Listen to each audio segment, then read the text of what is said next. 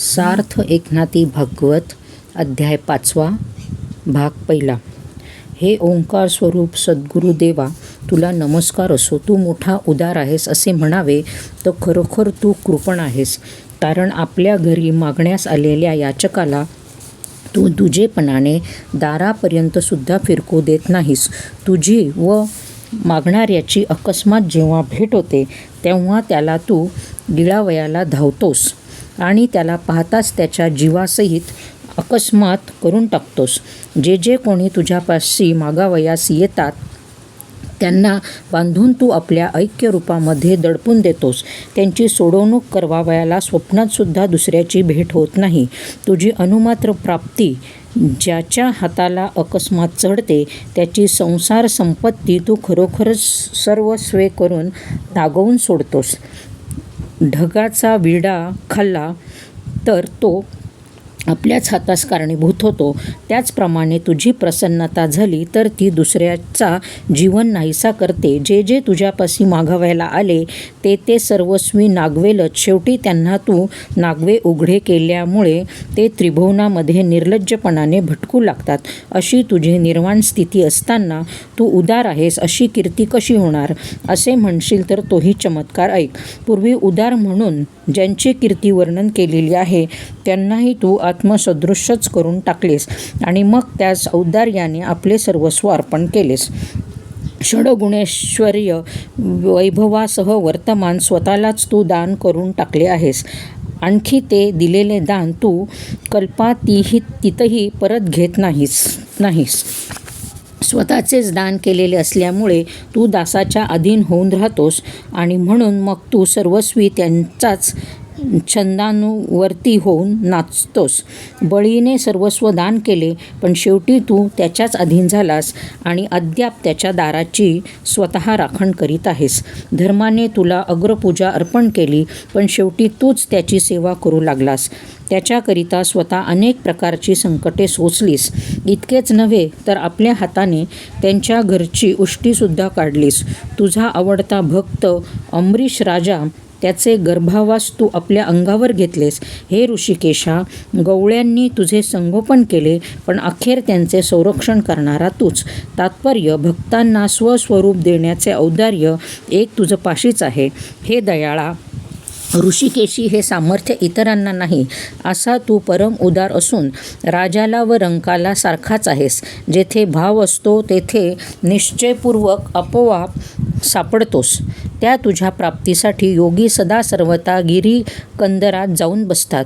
कोणी भोग सोडून देऊन विरक्त होतात आणि कोणी तर सर्व स्वाचाच त्याग करतात. कोणी दाही दिशा भटकत फिरतात. कोणाला तुझ्याकरता वेड लागते पण तुझे क्षणभरही दर्शन स्वप्नात सुद्धा त्यांना होत नाही. तथापि अशांना सुद्धा तुझी प्राप्ती एका रीतीने सुलभ आहे. ते जर संतचरणी अत्यंत भक्तिभावाने व निस्सीम प्रेमाने रंगून जातील तर त्यास तुझी प्राप्ती सहज होईल. संतचरणांच्या ठिकाणी जो रंगून जातो त्याला आत्मप्राप्ती सहज होते. कारण सर्व व्यापक परमात्मा संत स्वरूपाने अवतीर्ण झालेला असतो. याकरता संतांची जी रूपे आहेत ती श्रीहरीचीच रूपे होत. म्हणून संतांची कृपा संपादन करण्यासाठी मोठ्या उत्कंठेने प्रयत्न करावा. त्यांना ज्ञानार्थाचे फार वेड. म्हणून या ग्रंथाच्या निमित्ताने मी सहज त्यांचे चरणांची सेवा करील. संतांची कृपादृष्टी हेच माझ्या डोळ्यांचे अंजन आहे. त्यांच्या चरण कृपेचा उदय होताच श्री जनार्दन प्रकट होतो. त्या श्री जनार्दनाच्या सेवेला गुरुत्वाचे आडनाव देऊन निज स्वभावानुसार जीवाभावाने भजनाला पुढे सरसावलो आहे. भज्य, भजक व भजन या त्रिविध भावांना एकाच चिदात्मस्वरूपी असलेल्या दाखवून जगज्जीवनाची निज भक्ती जनी जनार्दात करता येते. शुद्ध अभेद भक्ती तीहीच. हित परम ऐक्याच्या योगाने भजनाला अधिकच गोडी येते आणि भक्तांची आवडी अधिकाधिक वृद्धिंगत होते. भक्तांच्या प्रेमासाठी देव आपले सर्वस्व खर्च करतो अशी अभेद भक्तीची गोडी आहे ती गोविंदाला फारच प्रिय आहे. म्हणूनच भक्तांच्या योगक्षेमाचा भार श्रीधर स्वतः वागवितो आणि तशा भक्तांना तो स्वतः भवसागराच्या पैलथडीला नेऊन पोचवतो. आपल्या भक्तांचा देहभाव देवाधिदेव आपण स्वतः वागवतो, तर मग अहो अभक्तांचा देह वागवावयाला दुसरा कोणी आहे की काय? भक्तांना अहंता नसल्यामुळे देवालाच तो वागवावा लागतो आणि अभक्तांना पूर्ण देहाभिमान असल्यामुळे त्यांच्या अतिबद्धतेस तेच कारण होते. याकरिता जो निरभिमान असतो तोच पूर्णपणे भगवत भक्त होय. ज्याच्या अंगी देहाभिमान आहे त्याला भक्तपणा कधीच घडावयाचा नाही. देव निज भक्तांचे लीलेने रक्षण करीत असल्यामुळे त्याच्या केसालाही धक्का लागत नाही. तो मोठ्या आनंदाने आपल्या भक्तांना निर्भय करून निजसुख देऊन तारतो. याकरता निरभिमानपणाने जे भक्त मार्गाला लागतात ते विघ्नांच्या माथ्यावर पाय देऊन निश्चय करून भगवतपदाला पोहोचतात. यानंतर राजाने भक्तांची स्थिती अशी आहे तर मग अभक्तांची काय गती होते हे विचारण्याकरता प्रश्नात सुरुवात केली.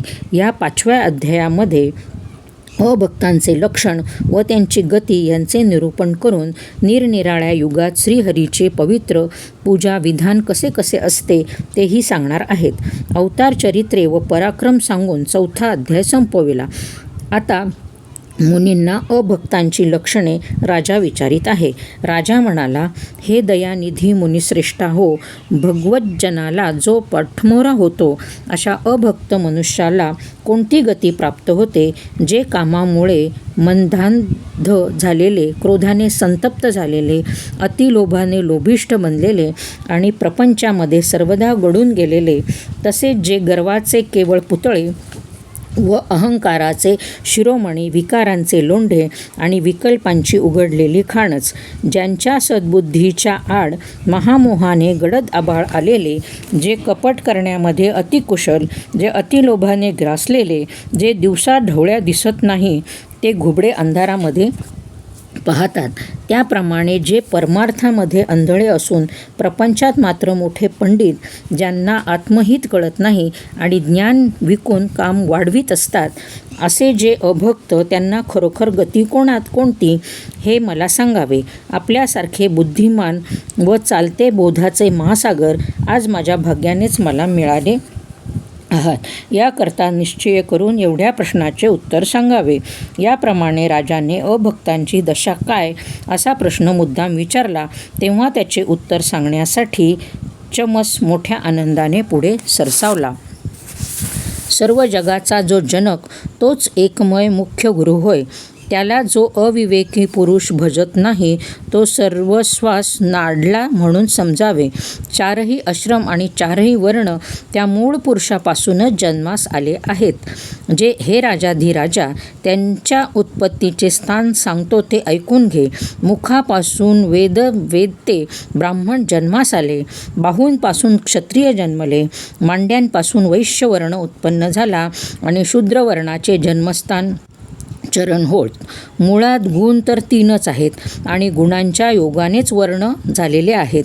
तेव्हा 3 गुणांमधून 4 वर्ण कसे जन्माला आले? शुद्ध सत्वगुणाचे ब्राह्मण झाले. सत्व आणि रज यांच्या मिश्रणाने राजे म्हणजे क्षत्रिय झाले. रज आणि तम मिळून वैश्यवर्ण झाला. अतितमोगुणाने शूद्रवर्ण झाला. ब्राह्मण, क्षत्रिय आणि वैश्य हे 3 वर्ण द्विजन्मे म्हणजे उपनयन संस्कारामुळे 2दा जन्मास येणारे, त्यांना गायत्री मंत्राचा आणि वेदाध्ययनाचा अधिकार आहे. शुद्ध मात्र संस्काररहित आहे असे तू समज. ब्रह्मचर्याश्रम आणि गृहस्थाश्रम हे ह्या 3ही वर्णांना अवश्य प्राप्त होतात, पण ब्राह्मण मात्र 4ही आश्रमांना आश्रयभूत असतात हे लक्षात ठेव.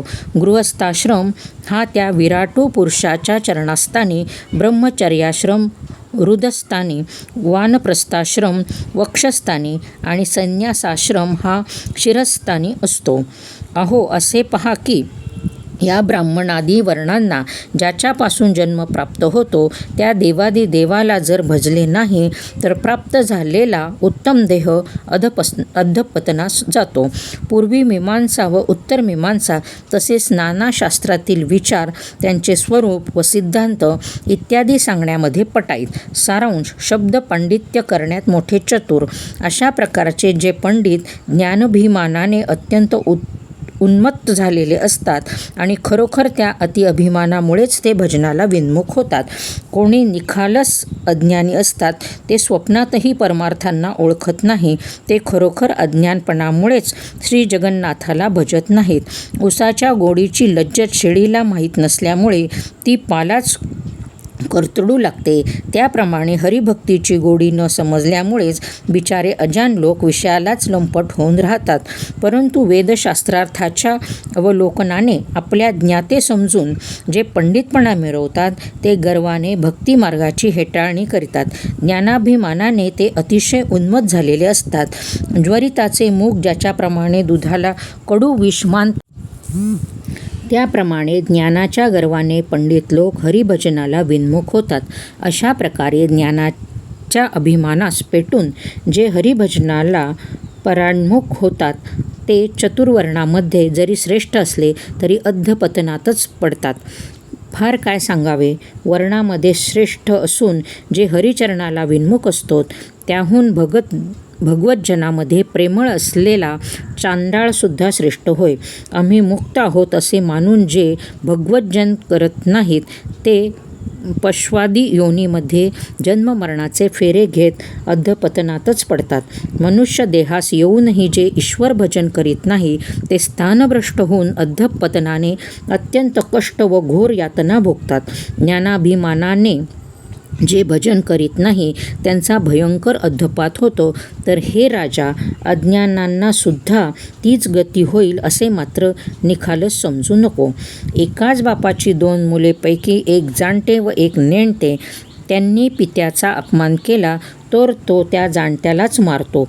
पण तान्हे मूल पित्याच्या डोक्यावर चढले, त्याने पित्याला लाथासुद्धा मारल्या, तरी त्याला दोष लागत नाही.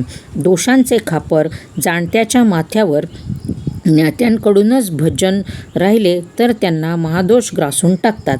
आणि अज्ञानी परंतु भाविक असतात, ते साधूंच्या कृपानुग्रहाने तरून जातात. अज्ञान्याला विशेष दोष नसल्यामुळे तो साधूवर विश्वास ठेवल्यानेच शुद्ध होतो. ज्ञानाभिमान्याचा भाव विरुद्ध असतो, यामुळे त्यालाच दोघांची बाधा होते. अज्ञानी हा विश्वास ठेवून साधूला वंदन करतो आणि ज्ञानाभिमानी असतो, तो दोघांचीही निंदा करतो. म्हणूनच खरोखर त्याला हटकून दोषांची अतिशय बाधा होते. साधूवर विश्वास ठेवल्याने अज्ञान नाहीसे होते, पण ज्ञानाभिमान्यांना अतिशय तर्कवितर्क असतात, त्यामुळे त्यांचा विश्वास कोणावरच बसत नाही. अभिमानाच्या हट्टानेच त्यांना पतन प्राप्त होते. याचा नीट विचार केला तर असे दिसून येते की अहंतेचे बंधन मोठे असते. अभिमानासारखे खोटे आणि वाईट त्रिभुवनात दुसरे काही नाही. अभिमान हा प्रत्यक्ष ईश्वराला सुद्धा बाधक होतो. अभिमानामुळेच ईश्वर शबल होतो. अभिमानाने देहबुद्धी उत्पन्न होते आणि तीच सूर नरांना बाधक होते. याकरता जे लोक अज्ञान असतात, त्यांना ज्ञानाभिमान नसतो. त्यांनी जर साधू सज्जनांवर पूर्ण विश्वास ठेवला तर ते त्यांच्यावर अनुग्रह करतात. ज्यांना नीच वर्णाचे म्हणतात, ते शुद्ध व स्त्रिया इत्यादी यांना शास्त्रश्रवणाचा किंवा वेदश्रवणाचा अधिकार नाही असे. पण त्यांच्या ठायी जर पूर्ण सद्वाद उत्पन्न झाला तर मग कनिष्ठ जातीचे कर्म असेनाच संतांच्या कृपेला प्राप्त होतात. तितका अधिकार त्यांना त्या विश्वासानेच प्राप्त होतो. पूर्ण भावार्थी असतात त्यांना हे कृपामूर्ती, हे दयाळू तुमच्यासारखे साधुसंत अनुग्रह देऊन तारतात. ह्याप्रमाणे अज्ञानी तरतात, परंतु ज्यांच्या मनामध्ये ज्ञानाभिमान भरलेला असतो, ते ब्रह्मदेवादिकांनासुद्धा तारवत नाहीत. त्यांची ही स्थिती मुनी सांगत आहे. जे अज्ञान व हीन वर्णाचे असतात, ते संतांचे पाय धरून आपल्या पूर्ण विश्वासाच्या योगाने जन्ममरण चुकवतात. बाकीचे व्रतबंधनामुळे 2दा जन्म पावणारे म्हणजे ब्राह्मण, क्षत्रिय आणि वैश्य हे स्वाभाविकपणे हरिचरणाकडे पोचलेले असतात. परंतु अधिकारी काय, ते आम्ही वेदांचे ज्ञान आम्हालाच आहे, अशी आपल्या जन्माची आढ्यता बाळगूनच ते गर्वाने ताठून जातात. आमचे जन्म उच्च, आमचे कर्म उच्च, आम्ही अग्रपूजेचे अधिकारी असा पूज्यत्वाचा अभिमान वेदातील ज्ञान पाहू गेले तर तात्पुरतेच, पण तोच वेदाभिमान अगदी शिखरावर नेऊन ठेवतात. मौजी बंधनाच्या व गायत्री मंत्राचा ज्यांना पूर्ण अधिकार, ज्यांना हरीच्या भजनाची आवड, ज्यांचे पाय धरले असता हरींची भेट होत असते, असे जे उत्तम ब्राह्मण, त्यांनाही वेदवादे करून ज्ञानाचा अभिमान होतो आणि त्याच गर्वामुळे त्यांना मोह पडतो. तेच निरूपण चमसमुनी स्पष्ट करून सांगत आहे. विधिविधान मंत्र काही कळत नाही, कोणाच्या कर्माला कोणते तंत्र हेही कळत नाही असे असून गर्व मोठा आणि ज्ञातेपणाचा ताठा तर काही विचारू नये. गारुड्यापाशी विद्या थोडीच असते, पण साऱ्या अंगावर छान ताईत पदके वगैरेंची गर्दी असते.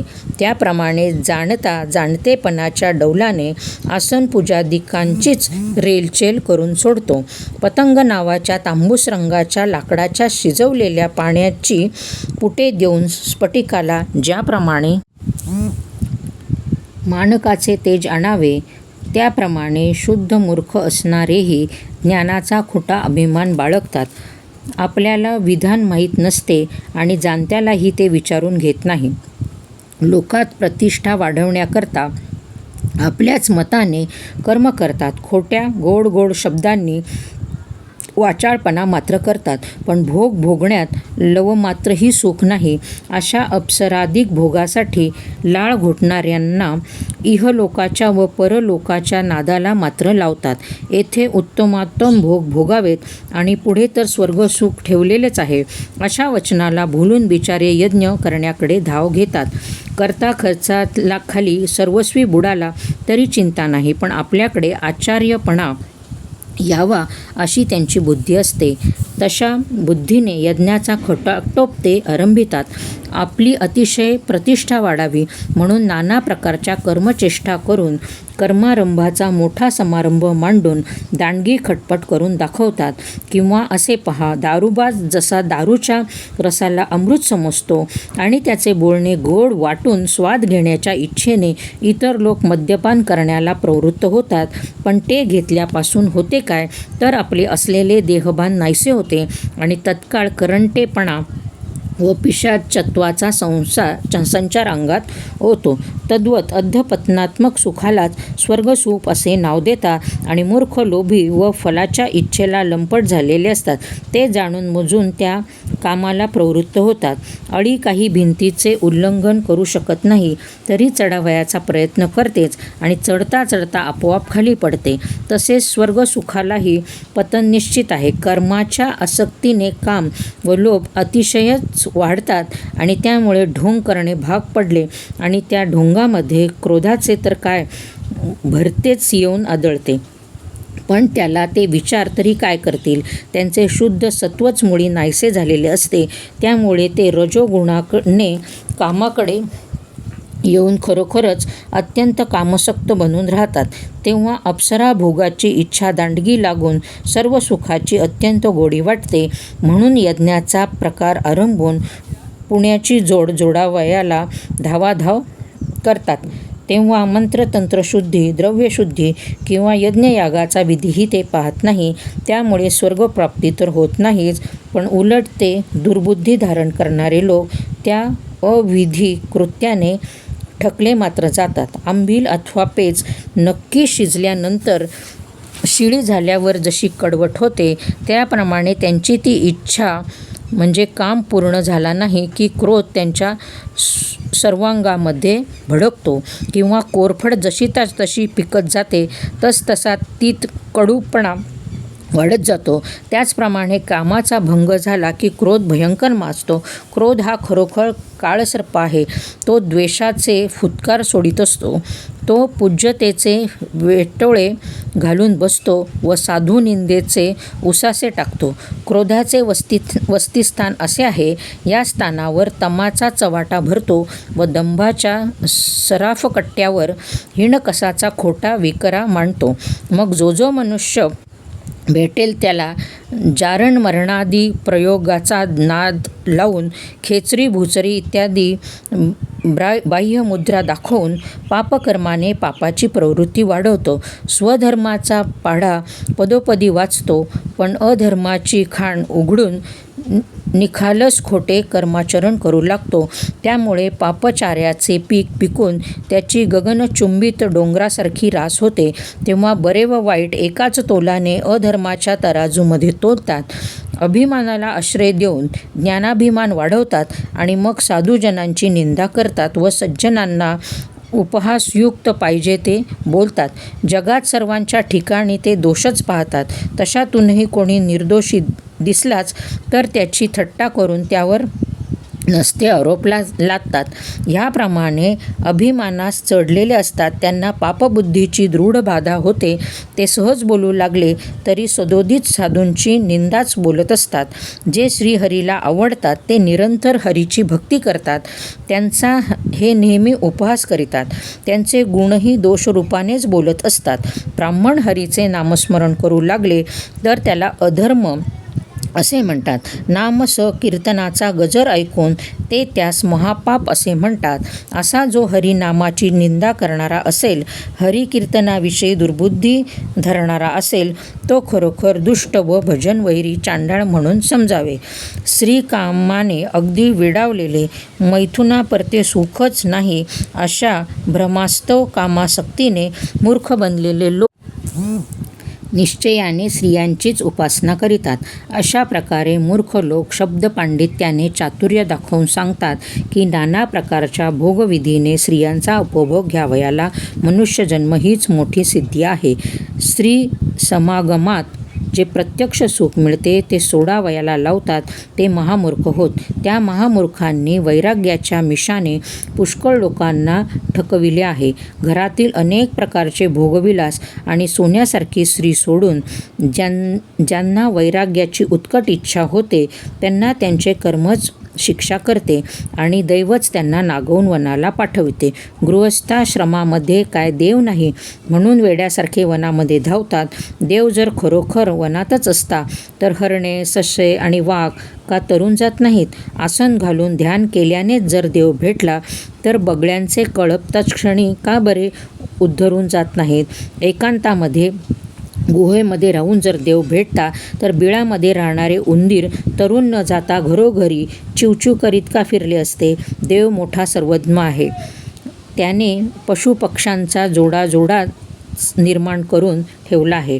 पण त्या परमेश्वराला लोकांनी वेडा ठरवून सर्व संग परित्यागाचा मोठा बडेजाव करून ठेवला आहे. आनंदाचे स्थान काय ते एक जनेंद्रिय हे देवाचेच वेदांतील वचन आहे.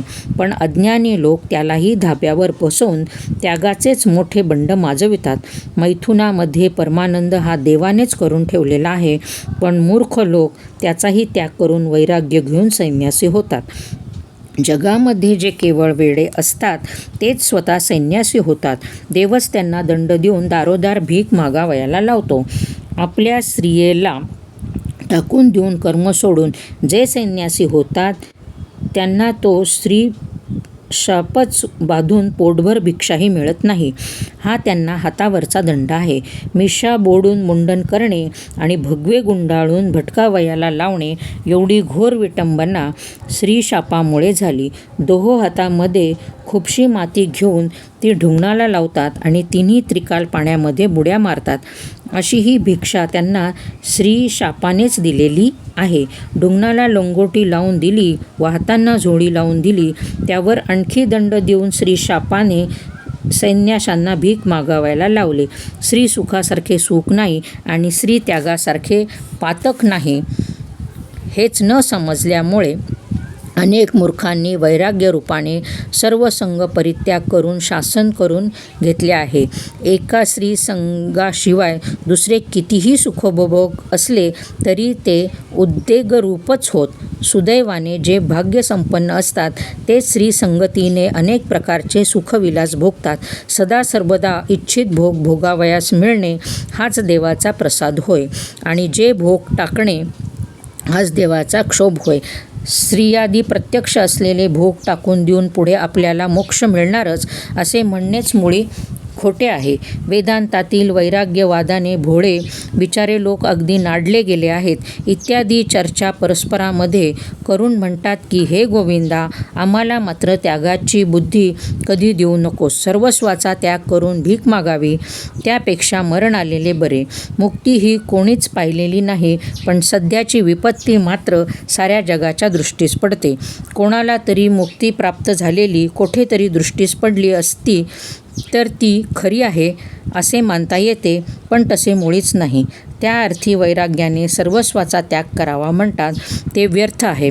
अशी त्यागाची निंदा करून सदा सर्वदा भोग भोगावे असेच ते म्हणतात आणि अशा तऱ्हेनेच आशीर्वाद परस्परास देतात. श्रीसुख हेच अत्यंत श्रेष्ठ असे मानून स्वतः सदा सर्वदा श्रेण्य बनवून राहतात. पण मग काय, जागृतीमध्ये, स्वप्नात व सुपुष्टीमध्ये रात्रंदिवस श्रीचेच ध्यान, सद्गुरूचे भजन नाही, वाडवडिलांचे पूजन नाही, अतिथीला अन्न नाही, सर्वस्वी श्रियेच्या अधीन, श्रीचे मन दुखू द्यावयाचे नाही, श्रीचे वचन मी उल्लंघन करावयाचे नाही, नित्य श्रीचेच अनुसंधान धरून वागावयाचे, सदा सर्वदा सद्भावाने श्रीचीच आराधना करावयाची. कुलदेवता नाही, कुलवृत्ती नाही, माता पिता किंवा सद्गुरू यांची भक्ती नाही, पैसा अडका सारा बायकोच्या हातात देऊन आपण सर्वस्वी तिच्या अधीन होऊन वागावयाचे असे हे श्रीलंपट लोक श्रीभोग भोगण्यासाठी द्रव्यार्जन करावे म्हणून केवळ दंभाने उदरम भरण्याकरिताच यज्ञयागाला आरंभ करतात. यज्ञाने आपणास सर्व प्रकारची सिद्धी मिळावी असाही त्या दांभिकाच्या मनात हेतू नसतो, पण तात्कालिक निर्वाहाचे साधन व्हावे एवढीच त्यामध्ये युक्ती योजलेली असते. यज्ञाची दीक्षा घेतली, यज्ञ कंकण हातामध्ये बांधले की माझी प्रतिष्ठा वाढेल, मी मोठमोठ्या लोकांनाही पूज्य होईल, अग्रपूजेचा मान माझ्या वाट्याला येईल, अशा उत्कट हेतूनेच तो यागाला आरंभ करतो. निर्वाहाचे व प्रतिष्ठेचे अनेक विचार मनामध्ये आधीच योजून ठेवतो आणि मग यज्ञयाग सुरू करतो. पण ह्या कामामध्ये खोऱ्याने पैसा ओढीन हाच त्याचा कृतनिश्चय असतो. विधिविधानाकडे त्याची नजर नसते. शुद्ध मंत्रोच्चाराबद्दल आदर नसतो. अन्नही न शिजवता कोरड्या धान्यानेच तो हवन करतो. मी स्वतः यज्ञ करतो आहे असे साऱ्या जगाला सांगत सुटतो आणि त्या यज्ञाच्या निमित्ताने आपला योगक्षेम तो चालवितो. स्वतःला विधिविधान माहीत नसावयाचे आणि जाणत्यालाही विचारावयाचे नाही. पण असे असले शठ नष्ट ढोंगी लोक पशुला मारावयाला मात्र उद्युक्त होतात. त्यातील पुरोडाश म्हणजे त्या पशुच्या मांसाचा हवनद्रव्यशेष खुशाल ग्रहण करतात आणि आम्ही पवित्र झालो, निर्दोष झालो अशीच घमेंड मिरवतात. देवतेच्या आवाहन विसर्जनालाच जिकडे ठाव ठिकाण नाही तिकडे पूजा कशाची आणि दक्षिणा कशाची. आपल्या ज्ञानाच्या गर्वाने सत्पात्राचा अनादर व अवहेलना मात्र करतात. केवळ उपजीविकेकरिताच पशुची हिंसा करू लागतात आणि आम्ही याज्ञिक यज्ञ करते असा त्रैलोक्यामध्ये टेंबा मिरवतात. फक्त उपजीविकेच्या दुराशेने अविधीने हिंसा करतात. यामुळे मला पातक लागेल अशी त्यांच्या मनाला कशी खंतही वाटत नाही. असा क्रम चालू असतो. त्यावरही आणखी संपत्ती मिळाली तर मग विचारूच नका. मस्ती आलेल्या हत्तीसारखा गर्वाने तो डुलूच लागतो. किंवा ओढ्याला लोंढा आला म्हणजे त्याने जशी वाळलेली लेंडके वाहून न्यावी किंवा माकडाच्या तोंडाला जसे दारूचे भांडे लागावे त्याप्रमाणे खरा ज्ञाता काय तो एक मी असे म्हणून तडातड नाचावयास लागतो. आमच्या पुढे ज्ञानी असा बिचारा दुसरा आहे तरी कोण? इतक्याही पर दैवयोगाने सोने मोती रत्ने असल्या मौल्यवान वस्तू भंडारखान्यामध्ये भरल्या आणि हत्ती घोडे मेणे पालख्या दारात झुरू लागल्या तर मग काय, गर्विष्ठपणाने इंद्राच्या मस्तकावरही लाथा मारण्यास सुरुवात होते. यज्ञयागामध्ये आपल्याला स्वाहाकार मिळावा म्हणून इंद्र आमचीच आशा करीत असतो, तर मग तो आमच्यापेक्षा थोर तरी काय म्हणून मानावा. यानंतर शिष्यलोक, आप्त इष्ट व इतर सज्जन आणि सेवकजन यांच्या सभोवती पाळा पडला म्हणजे माझ्यासारखा त्रिभुवनात कोणी समर्थ नाही असे तो मानू लागतो. काटेरी झाडाच्या सभोवार जशी हरळी म्हणजे गवत वेष्टून राहते, त्याप्रमाणे आपल्या भोवती शिष्यांचा गराडा पाहिला म्हणजे त्या अढत्तेच्या गर्वात ध्रुवमंडळीही आपल्या पायाखालीच आहे असे तो समजतो. विंचवाला विष थोडेच असते, पण त्याच्या वेदना भयंकर असतात. त्याप्रमाणे याला विद्या थोडी, पण गर्व किती अगदी भरून ओतू येतो. अंधारामध्ये काजवा जसा आपल्या तेजाची चमक दाखवतो, तसा अज्ञानी लोकांमध्ये तो आपली सर्वज्ञता आणि प्रतिष्ठा मिरवू लागतो. पंख फुटलेली मुंगी ज्याप्रमाणे गरुडाच्या मस्तकावर पाय देऊ पाहते, त्याप्रमाणे हा अल्पज्ञ आपल्या अल्पशः विद्येच्या गर्वात बृहस्पतीला सुद्धा जुमानीत नाही. निव्वळ तांब्याचे पैसा एवढे लहान नाणे दान देऊन औदार्यामध्ये बळीला सुद्धा आपल्याकडे तो कमी मानतो. तो म्हणतो, दातृत्वामध्ये कर्ण हा मोठा समजतात, पण तो सुद्धा आमच्याकडे टिकावयाचा नाही, कारण कर्णाला दररोज एक भार म्हणजे 8,000 तोळे सुवर्णांचा ढीग आयता मिळत असे, म्हणून त्या दातृत्वाचा एवढा बडेजाव. आम्ही तर स्वकष्टार्जित द्रव्य संपादन करून ते सपात्राला दान देतो, मग आमच्यापेक्षा कर्णाच्या दातृत्वात विशेष ते काय? सर्वदा अपकारच घडावयाचा, त्याच्या हातून कधी थोडासा उपकारही घडत असतो, पण तेवढ्याने त्याची समजूत भलती होऊन तो पुण्य सर्वस्व गमावून बसतो. अशा रीतीने एवढूशा दानाने दातृत्वाची शेखी मिरवून आपल्याच तोंडाने त्याबद्दल मेघाप्रमाणे गर्जना करीत सुटतो. आपल्या सौंदर्याच्या अभिमानाने तो मदनाला सुद्धा वेडावू लागतो. सौंदर्य काय ते एक माझ्याच अंगात आहे, माझी बरोबरी करणारे दुसरे कोणीच नाही असे तो म्हणतो. कावळा आपल्या सौंदर्यापुढे राजहंसाला सुद्धा तुच्छ लेखतो, किंवा अस्वली अवस्था मनात म्हणते की सीतेपेक्षाही सुंदर. अथवा हिरवे रान पाहिले म्हणजे रेडा जसा उन्माद पावतो, त्याप्रमाणे आपल्या सौंदर्याचा त्याला अभिमान चढून ताठा भरलेला असतो. इतक्या उपर त्याच्या हातून जर का एकदा पराक्रम घडला तर मग काय विचारता. श्रीराम, परशुराम आणि बलराम हे तिन्ही राम आपल्या पुढे काहीच नाहीत असे म्हणतो. जणू काय ग्रहाण्यातील युद्धात उत्तराने केलेले शौर्याचे प्रदर्शन, किंवा अंगच्या बलोत्मानाने रानडुक्कर जसा दुसऱ्या कोणालाही जुमानीत नाही, त्याप्रमाणे बलगर्वाने बडबडत राहून सदा मुसमुसत असतो. असे लोक आधी आपणच आपल्याला ज्ञाते म्हणवीत असतात, त्यात आणखी याज्ञिक म्हणून प्रसिद्ध होतात. त्यामुळे स्वतः यज्ञकर्म करून लोकांना दिपवून सोडतात. भेटायला आलेल्या श्रीमान लोकांपाशी आपल्या कर्मस्थितीची बडाई सांगतात.